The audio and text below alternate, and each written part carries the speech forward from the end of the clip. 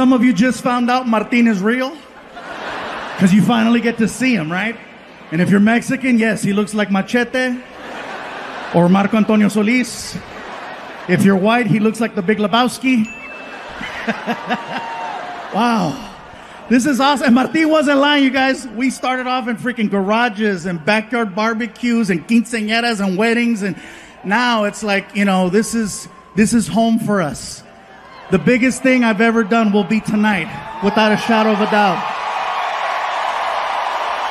And I'm glad that we can all be here for this. This is, because after COVID, I wasn't sure what was going to happen. You know what I'm saying? Like the only good thing I can say about 2020 for me was the fact that for some reason I managed to lose 70 pounds. Yeah. Thank you. Yeah, I lost 70 pounds. People ask me, what's your secret? I said, it's no secret. They closed all the goddamn restaurants. That's a secret. I didn't know how to cook. That was the secret. It was me at home with a Foreman grill making weenies. But yeah, we were on tour in Kalamazoo, Michigan when we got the news that we had to go home. And then we came home and we all turned on our TVs and we watched them lie to us. I'm not trying to be a conspiracy person, but they told us, remember? It's only going to be 2 weeks. That's it. They told us 2 weeks. All right? Ladies and gentlemen, we'd just like to ask that you go home for 2 weeks. Be with your loved ones. Be with your family. Just 2 weeks while we figure things out. Dr. Anthony Fauci has given us some new information to go by. Just 2 weeks. That's all we need. Just 2 weeks. And I apologize for using the same stereotypical old white voice. But that's the one that they used. Because that's the one we listen to in a time of crisis. It couldn't be any other voice. It couldn't be, no hombre, cállate, shut up, mira. No más 2 weeks, okay? No más tú. You're gonna go home con tu mamá y tu papá. And if COVID come to the house, you tell COVID, hey, no está aquí, güey. Come back another time, it's okay. Just 2 weeks. It couldn't be any other voice. It couldn't be, I tell you what, this is what you're going to do, goddammit. You're going to take your ass home. You're going to hunker down. You're going to hunker down. And if COVID shows up at your front door, get her done right there to the face. Okay, that's what you're going to do. Just 2 weeks. It couldn't be any other voice. It couldn't be, all right, listen up. Okay, this is what's going to happen. You're going to go home. You're going to be with your family and them, right? And if, you don't want to laugh at the black voice, huh? Whatever, that's your guilt, not my guilt. I'm fine. But yeah, just 2 weeks. That's what they told us. 2 weeks. And 2 weeks turned into 2 months, turned into half a year, turned into a year plus. And little by little, they told us who was most at risk for COVID-19. Come to find out, it's people over 45. Okay? People who are overweight. Here we go. Diabetics, no chingas. Really? Most at risk, Latinos and African Americans. Bye, Felicia. I come to find out I was 85% of the underlying conditions. Over 45, overweight, diabetic, high cholesterol, high blood pressure. Apparently, COVID is my Tinder match. Someone finally wants to swipe right. And her name is Corona. Yeah. The mask thing is still a thing. Some are for it, some are not. Some places it's required, some places it's optional. Biggest complaint I have heard about the mask is that the mask smells funny. And I'm here to tell you, no, it doesn't. You do. You are smelling what everyone has been telling you all these years. And finally, you're smoking what we've been smoking. Oh, yeah. I'll be honest with you. My mask smells delicious. My mask smells like Oreos and Tres Leches cake, okay? If you smell my mask right now, you will Krispy Kreme yourself. It's so good. I feel like selling it on the OnlyFans website to see if I can make some money. Some of you know what's up. Sucio. Yeah, so... This next thing I'm going to say is in no way, shape, or form political. So please don't take it that way. The vaccine. Look at some of you. Oh, here we go. Here we go. I knew it. I knew it was coming. I knew it. Look at him. He's got booster written all over him. Look at him. I'm not here to tell you what to do with your bodies. I'm just here to share a story. I got vaccinated, okay, and I'm not saying it to get approval. I'm just telling you because, hey, look, I was 85% of the underlying conditions. At this point, I'm rolling the dice. Plus, I wanted to work. I got the vaccine, but it was one of those things where, in the beginning, when you wanted to get the vaccine, you couldn't just walk into a CVS. You had to make an appointment, and it was a drive out. You couldn't just show up. Because I tried. Oh, I tried using the face. I'm like, hey. Apparently this only works at Red Lobster. Oh, yeah, I could show up at Red Lobster at 8 o'clock on a Saturday. It's on. Do you have reservations? It's fluffy, make biscuits. But for the vaccine, no, I made my appointment like everyone else. It was a drive-out location, There's a little speaker box. May I help you? This is very familiar.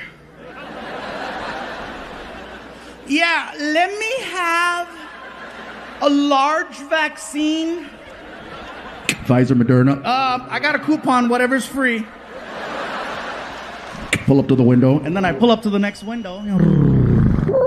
And then a guy who's all covered up. He's got the whole, Then you give them your arm, and then they harpoon you, and they make you park your car for 10 to 15 minutes in case you have an allergic reaction. So I'm sitting in the car, and I got the radio going and the AC going, and I glance over, and I notice that there's people there protesting. And that's fine. Protesting is a right, and I'm all for it, okay? My problem is when protesters leave the sidewalk and get right in your face. So here's what happened. I glance over, I see the protesters, and I locked eyes with one of them.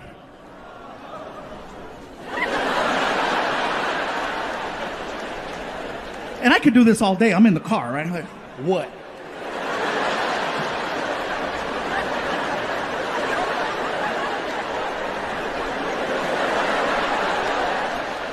The lady who I'm looking at all of a sudden starts walking towards me. And I'm like, shit. She gets to my car and she starts going off on me. And I have never had a complete stranger go off on me for no reason at all. She gets to the car and she's like, you are so stupid. You are so stupid. How could you get the vaccine? How could you get the vaccine? You have no idea what you just put inside your body, dumbass. I didn't know what to say. I was like, bitch, I eat chorizo.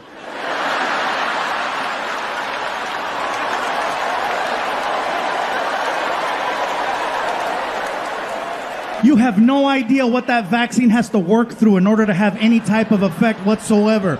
It's got to go through years with the chorizo, chicharrón, carnitas, carne asada, freaking hot dogs, bologna, spam, menudo, caldo. But I guess I should feel honored at the fact that someone at his level would even acknowledge a comedian. It feels good at least knowing that he knows who I am, which is nice. It at least makes me feel relevant. Because, after 2019, I wasn't sure what was going to happen. Honestly, for me, I thought that 2019 was the best year I ever had in comedy. And the reason why I say this is because I was this close to hosting the Oscars. Yeah. Pretty sure I got a good chance next year.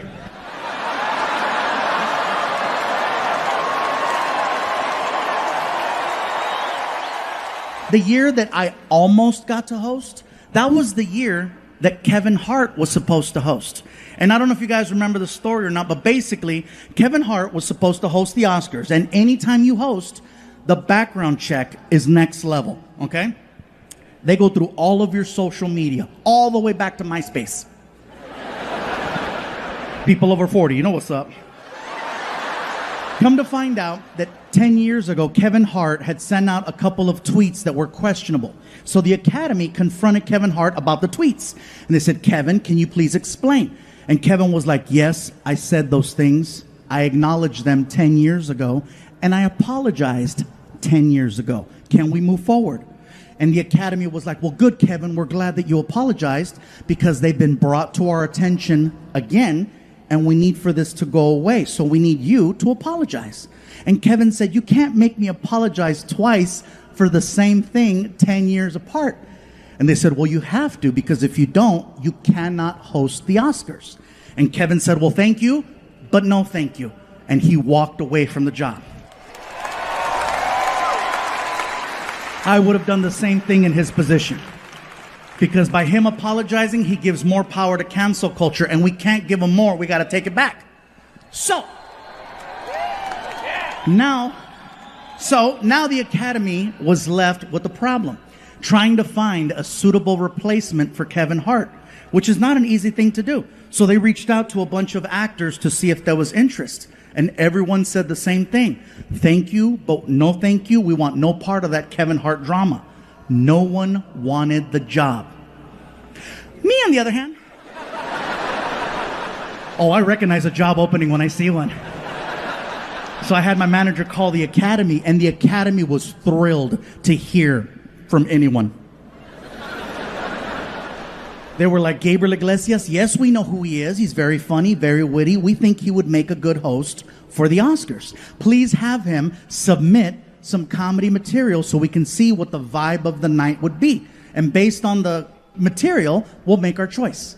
So that's what I did. I sat down one night, got a pen, piece of paper, wrote out a bunch of jokes, and I turned them into the Oscars. And I think that's why they said no. It never made it to TV. So tonight,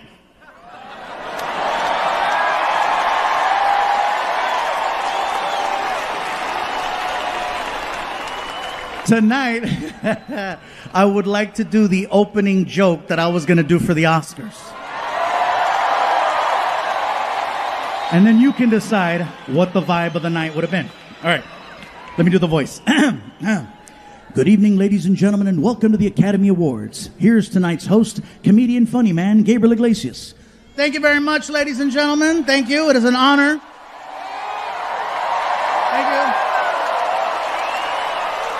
Thank you. It is an honor to be here tonight hosting the Oscars. In keeping with tradition, here is another Mexican doing a job nobody else wanted.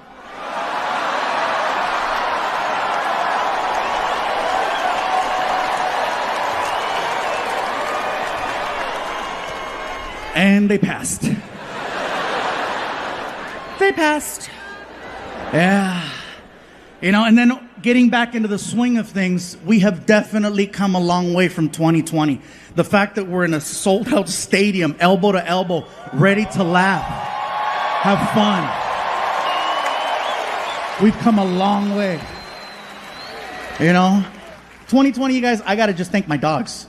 I got to thank my dogs, because my dogs kept me sane. They kept me happy. They kept me focused. Because I was so depressed. I was sad. I didn't know what to make of things. Do we have any dog owners? Yeah? See, dog owners, you know what's up. No other animal in the world will give you 100% like a dog. What, cat? No. I'm sorry. No disrespect to cats or cat owners. But cat owners, you know as well as I do. Your cats, because I know you got more than one. Your cats look at you like you live in their house. You walk in, you try to scold them for something. And then when you try to talk to them, they turn their back on you and show you their butthole. And you're staring, you're like, oh my God, it's so dark. Only a dog will give you 100% of itself. That's why they get so sad when they know you're about to leave, and why they get so happy when you come home. You are literally everything they've been looking forward to. And now you're back! I know for a fact, nothing on this planet loves me more than my dogs.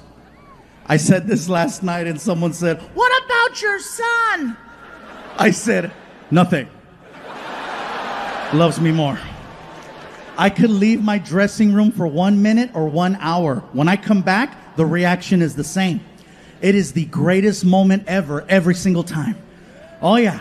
My dog Vinny will jump off the couch and run towards me top speed. And then when he gets to me, he jumps up and down. And he makes a sound like a... You can almost hear, where were you? Where were you? Where were you? And he pees everywhere. I used to get upset that he would do that, but then I thought about it. My dog loves me so much, he cannot control his own bodily functions. That's why when I would go home, I would immediately pick him up before anything. And then my girlfriend would get mad.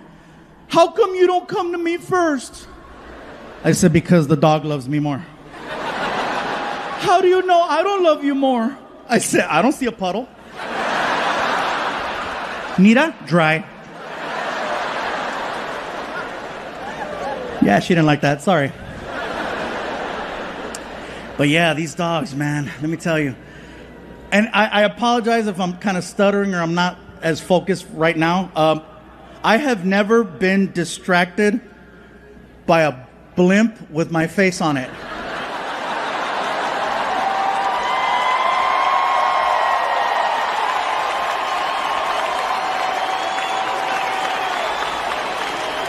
I'm sorry, Netflix, but shit, this...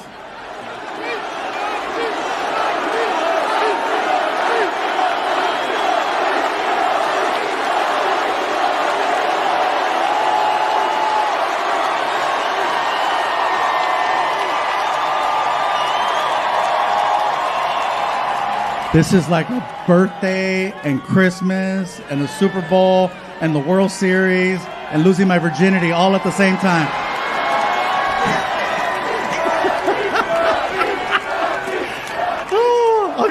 Even saw the lights of the Goodyear blimp.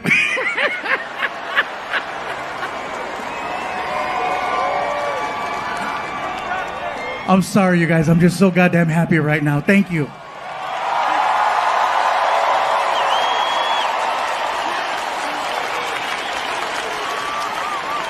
I wish my mom were here to see this. You have no idea.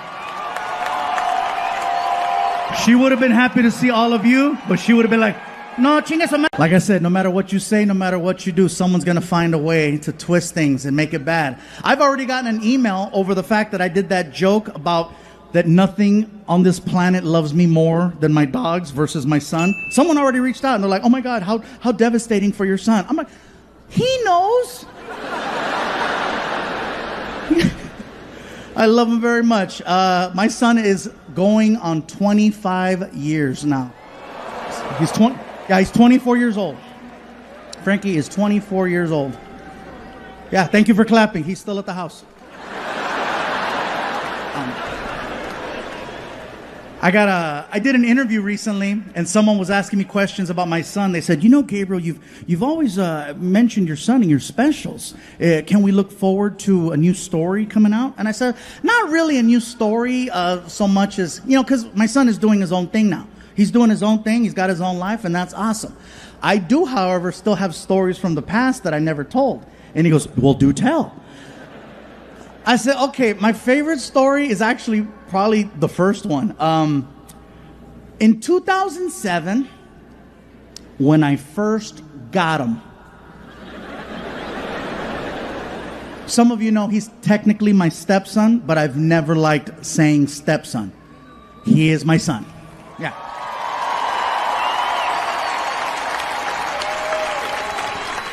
He is my son or my aftermarket child. No gray area. Anyway, it's 2007, and for some reason, I'm home on Halloween. Now, here's the thing. As a comedian, I have signed up to perform 365 days a year. There is no sacred day for me. I work on Christmas Day. I work on New Year's Eve, Valentine's Day, St. Patrick's Day, birthdays, holidays, special occasions, no matter what. My mom told me, si hay trabajo, hay que trabajar. You got to work. Especially if you got a good job, you don't want no one to take it. So if you're going to go for it, give it everything. So the fact that I'm not working on Halloween is super rare. And so my son's mom is like, she's like, I think this is so cool that you're home today. You know, since this is Frankie's first year where it's just the three of us, how about this? How about tonight, you take him trick-or-treating and I'll stay home and give out candy. This way it'll give the two of you an opportunity to get to know each other, have some conversations, have some laughs. What do you think? I said, baby, you know what? That's a great idea. I love it. I love it. Okay, I'm on it. Frankie, come on, we're going trick-or-treating. What about my mom? She's going to stay home. Yay. So we get in the car. And I take Frankie to that neighborhood. You know what I'm saying? That neighborhood that gives out the Costco candies? Yeah. So we park the car and we start going up the street. And I'm not wearing a costume. I'm there for him. So he's dressed up for your Halloween. I'm just me. So some of the doors we knocked on, the people freaked out. One guy was like, the Fluffy. I'm like, oh my God, I've never been referred to as the Fluffy. I didn't know what to say. It is I.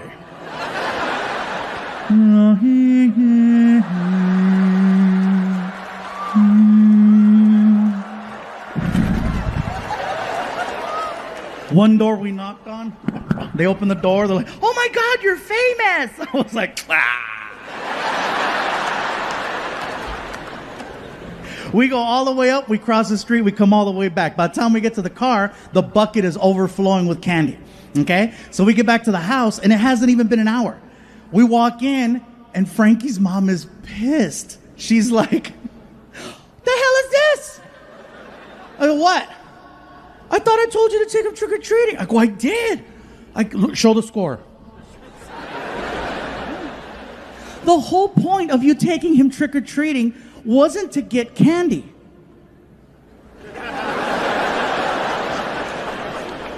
The hell you say? What was the point?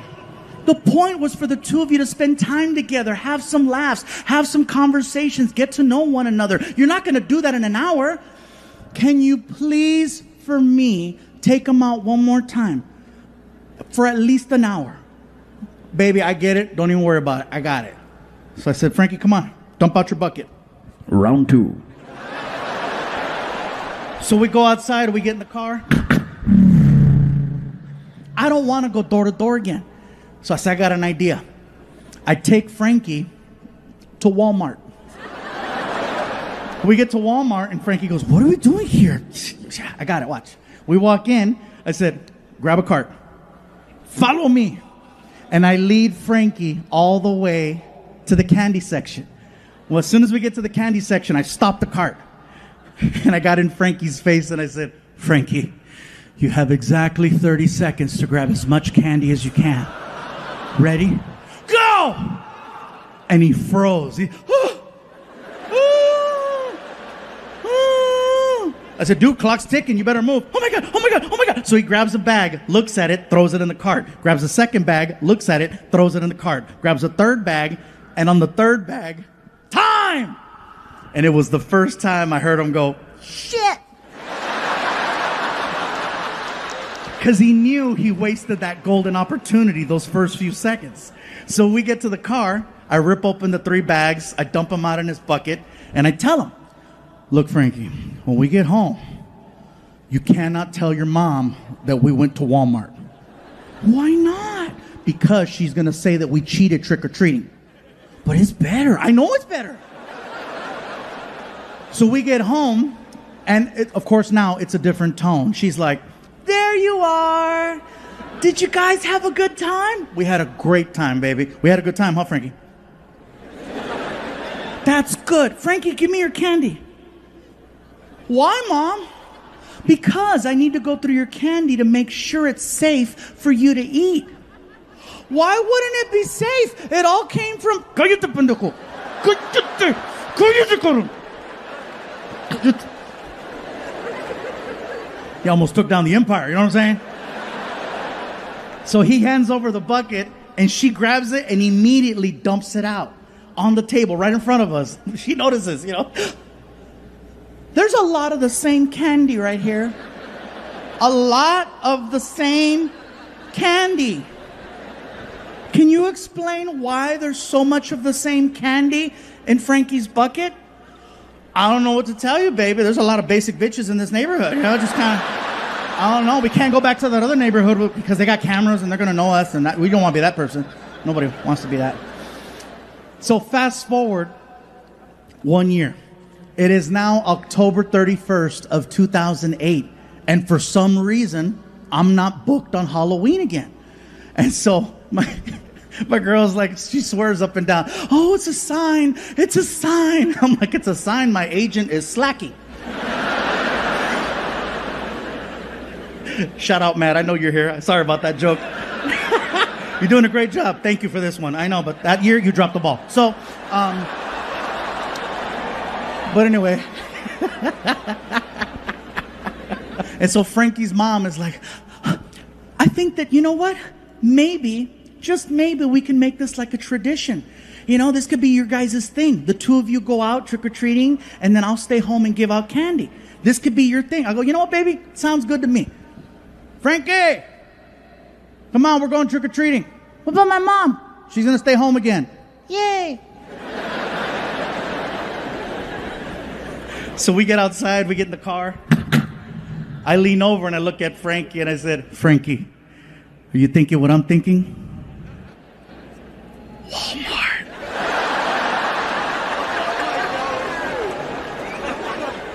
We pull up to Walmart. We walk in. I said, Frankie, grab a cart. Follow me. And I lead him all the way to the candy section.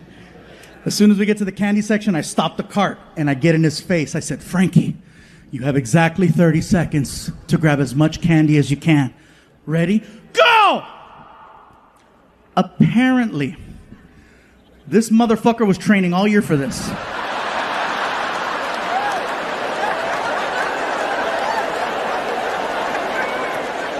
As soon as I say... The Saudis had such an amazing sense of humor. They were laughing and carrying on, and I had no idea they were going to be like that. And then after the show, I got a chance to meet some of the locals. And one guy was almost in tears. He was so emotional. He walks up to me, and he's just like... I cannot believe that I am standing here in front of you, Mr. Fluffy. Oh, well, thank you. Please, when you return to United States or wherever you travel, let the people know what you saw, okay? Let them know that we are not all bad, that we are not all those bad people from Fox News, okay?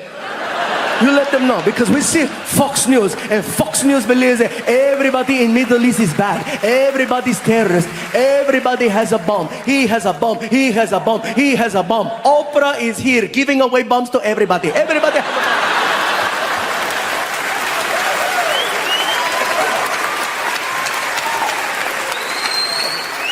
Please, you let them know, we are not all bad people, okay? We are not all terrorists. My cousin, maybe. What? I'm kidding. Look at your face, Oh, I'm going to die. Look at you. A plane. What plane? I got you again. 2 for 2, I got you. He is raising my blood pressure every 7 seconds. And then he starts breaking it down for me how stand-up comedy is starting to bring people together in the Middle East, and how he's starting to do, he's doing comedy. It was crazy, the conversation. Here in Saudi Arabia, people, they like watching the stand-up comedy because we love to laugh, okay? We love to laugh. It's great to laugh. And people don't think that people in Middle East have sense of humor. They see videos, they see TV, they think we are the same. They say, oh, Middle Eastern people are all angry. Look at their face, they're angry. Everybody mad, everybody angry. My friend, we're not angry. It's hot. Okay? It's 117 degrees. Everybody is not mad, they're hot. Look at everybody has a hot face. Everybody hot face. I promise, you give me air conditioning, I am so happy.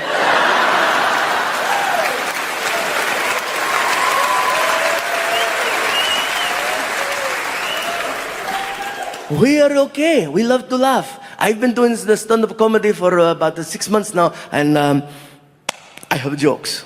Good for you. May I try? Oh, great. All right, man, go ahead. Okay, very nervous. Okay, here we go. Okay, okay, here we go. 2 Jews walk into a bar. Not in my country.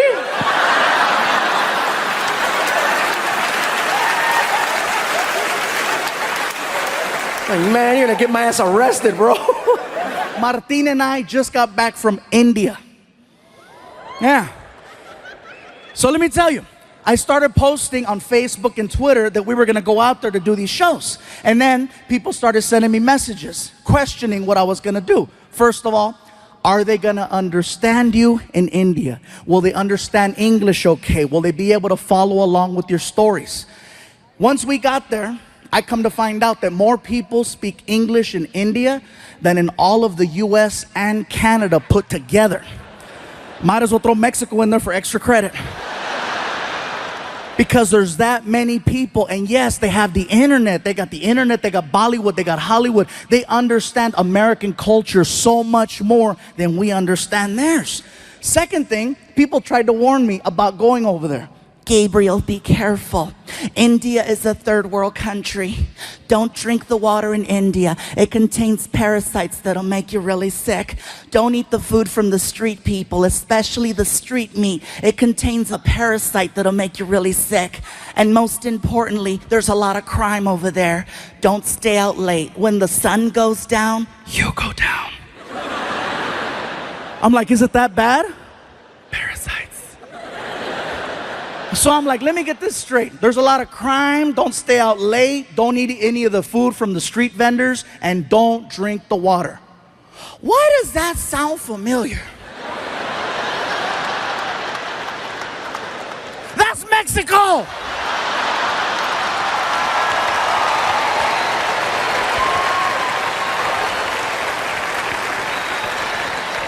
When Martin and I got over there, we found out that Indian people and Mexican people have so much in common, you guys.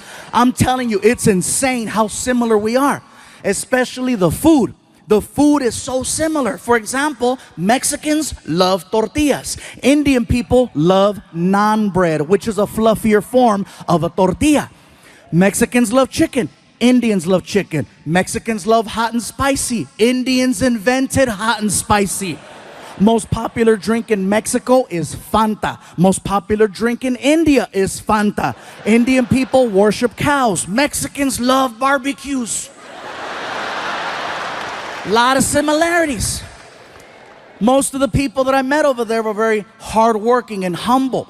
And I gotta tell you, every time I talked to someone, I was always greeted the same way. They'd look at me, they'd put their hands together, they'd do a little bow, and they say, Namaste, which is an endearing hello. It's really nice and sweet. And then I noticed that Indian people, when you're talking to them, do this thing with their head, where it will begin to move side to side as they're speaking. Now, at first when you notice it, you think, oh, he slept wrong. He just got a kink in his neck. Get a Tempur-Pedic! Now, when they start speaking, their head starts moving. And I noticed this. The guy is checking us into the hotel, and he's really cool. He's like, listen, if you have any problems at all, okay, you call the front desk, you press 0. We will send somebody to your room to help you. Whatever you need, we got it for you right here, okay? It's very good. Now, one thing I notice is the more they talk and the more excited Indian people get, the more the head starts to move around. Somebody at the hotel yelled out to the clerk, that's Fluffy. And the guy was like, oh my God, I don't believe it. I can do it. I thought it was you. I thought it was you. Oh my God, I cannot believe it. This is so crazy. Oh my God, Fluffy, Fluffy, Fluffy. Even crazier than that is that the mouth is actually connected to the neck. When the mouth stops moving, the head stops wherever the mouth left off. And when you see Indian people talking to each other, you can see it. Okay, let me tell you something. Okay, okay, hold on. Wait, hold on, wait, okay. Like if you're Indian and you stutter, you are so screwed. Somebody stop him!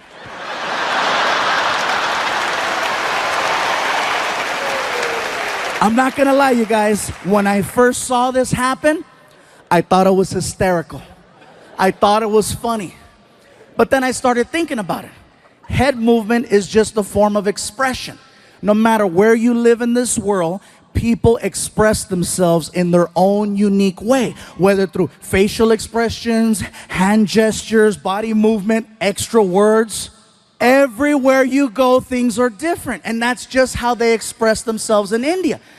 Now back to the whole Indians-Mexican thing. That is something else that we share in common with Indian people. Head movement. Now some of you in the building tonight are like, stupid, we don't have head movement. Yes, we do. It's a little different. See, with Indian people, the head movement is side to side. Mexicans, our head movement is front to back. The difference between that is that with Mexicans, we have to be very, very upset in order for you to see the head movement. Otherwise, you can't tell. With Indians, it's all the time. Oh, today is such a nice day. It is such a beautiful day today. I'm so happy. It's very nice, very good. Oh my God, I can't believe it's so nice. It's such a pretty. Mexicans, when we're mad, that's when it comes out. For non-Latinos, hey, trust me, you cut off a Mexican in traffic, see what happens. ¡Sácate, pendejo! ¡Lárgate, cabrón! ¡Quítate, desgraciado!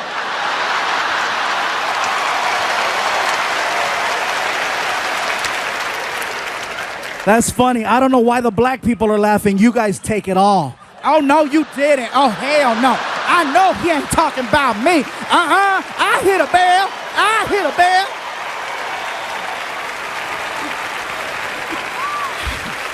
I made myself dizzy doing it.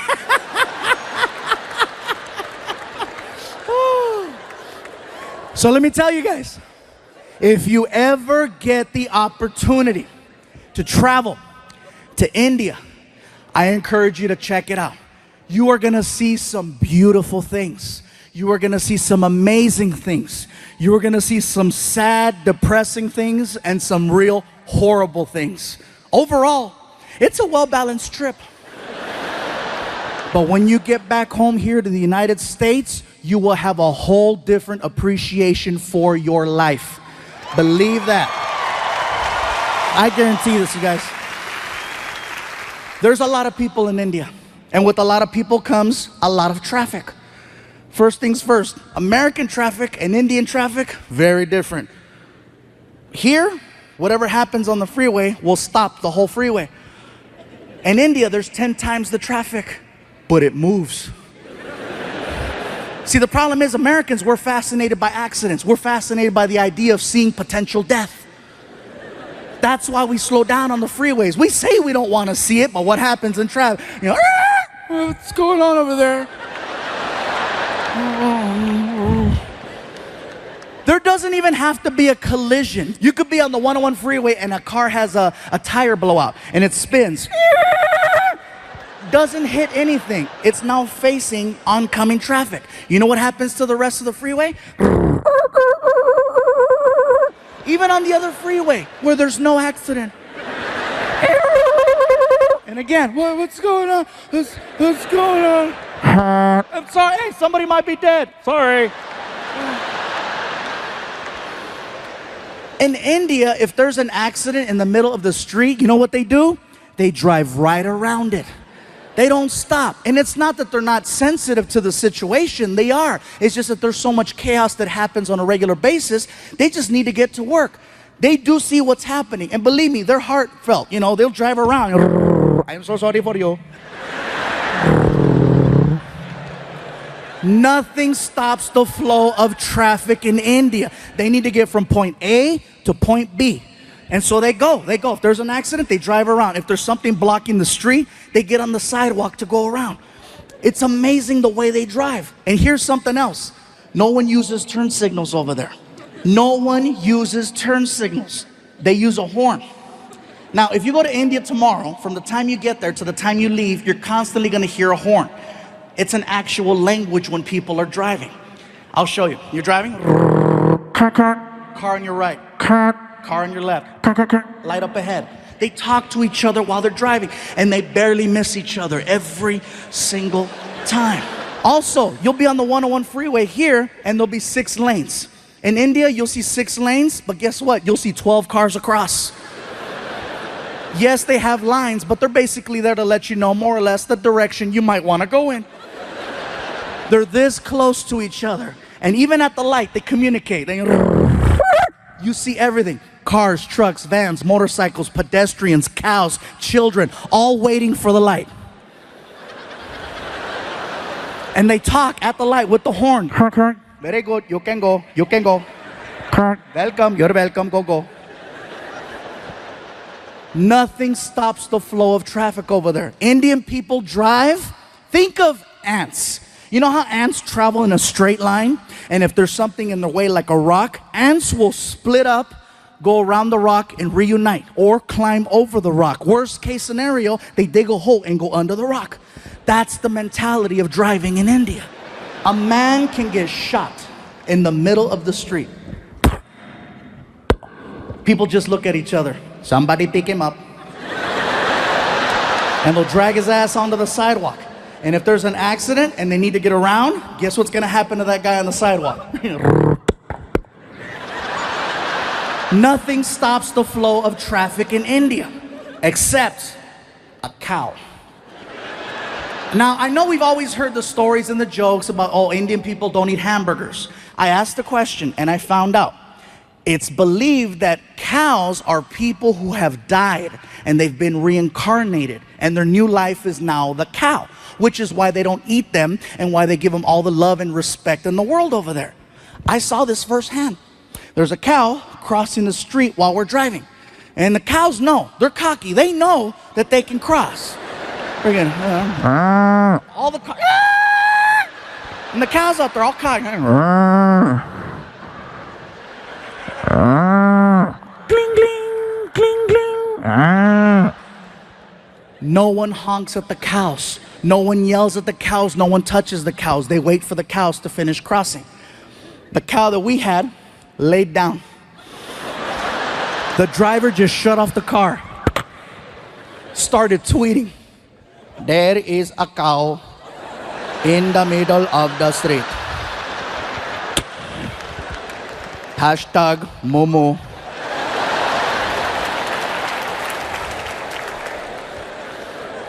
I asked the driver, what's going on? Sir, there is a cow. I see that there's a cow. Are you gonna honk at it, go around? What's gonna happen? We cannot honk at the cow. We must wait for the cow to move. You're kidding. I am not kidding. We must wait for the cow. We drove past a dead body 15 minutes ago.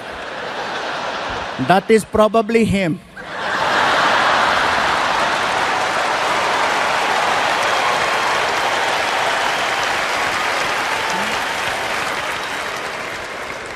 Like seriously, the driving situation over there is so intense, you guys. One morning while we're there, I needed to get to the airport fast because I overslept.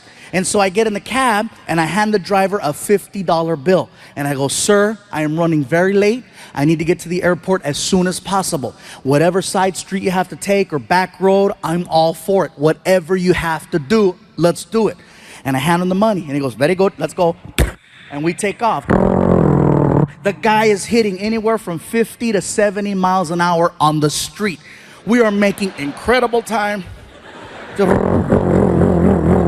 I notice that we're heading in the direction of a red light. You ever been in a car with someone and you're paying attention to what's going on and you notice that you're about to hit a red light and you know how you start to mentally and physically prepare yourself for the deceleration of the car and you start anticipating the pressure from the brake, and if you don't get the sensation of slowing down by a certain point, all alarms go off in your head and you sock the driver in the chest. Hey! Not only did I not get the sensation of slowing down, I got the opposite. He gunned it towards the light and it caught me off guard. I couldn't even scream. I was like, and then I got air. Hey, pull over, pull over. He didn't even know what he did. He looks at me, he goes, what is wrong? What do you mean, what is wrong? Dude, didn't you see the red light? As calm as can be. Didn't you see there was no one there? You told me, whatever you have to do, okay? Whatever you have to do, you do. Out of all the countries I performed in, my favorite country outside of home is Australia. And I'll tell you why. Australia, much like us in America, has its list of priorities. You know what's not on their list? Political correctness. They do not care about your feelings. It's like a country full of Daves. Believe it or not, it's very refreshing to be around such a large group of people who speak their minds so freely. And if you know that before you go there, you're gonna have an amazing time. But if you don't know that and you show up, it is a culture shock and a half, because I showed up and I didn't know. Everybody says you gotta see the beaches, and I went to the beach. I had people coming up to me. Hey, somebody help me get him back in the water. Yeah, look at right there, big fella. Look at you right there. Oh, look, he's moving. He's moving. He's moving. Oh, he's crying. He's crying. I bet it tastes like gravy.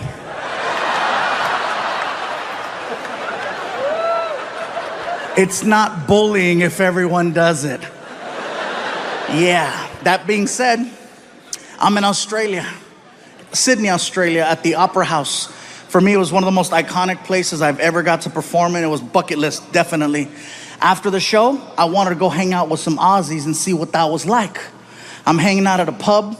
First things first, Australian people do not drink Foster's beer. That's an American thing. They don't drink that over there. I tried ordering one to fit in, didn't go over well. Bartender looked at me. Hey, you like the taste of piss, do ya? Okay, don't order that again.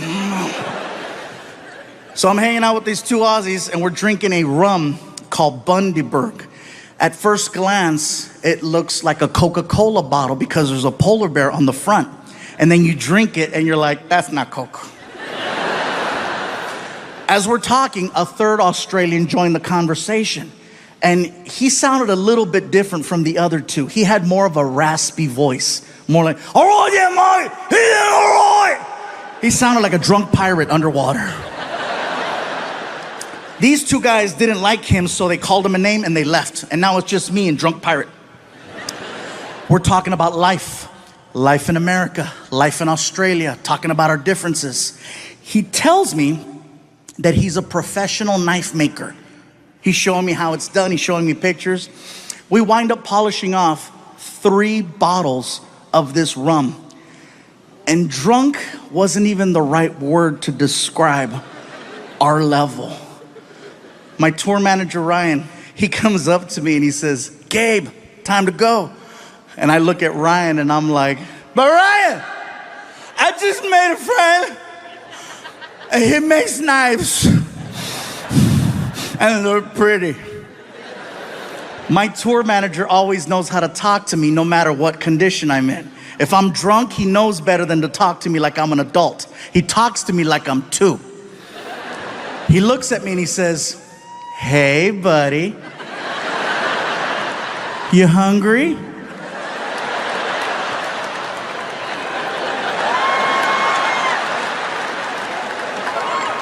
Well, listen, if we don't leave right now, they're gonna close McDonald's and you're gonna have to eat at the airport. I gotta go. Oh, Mom, you gotta go, no worries. And he goes to shake my hand.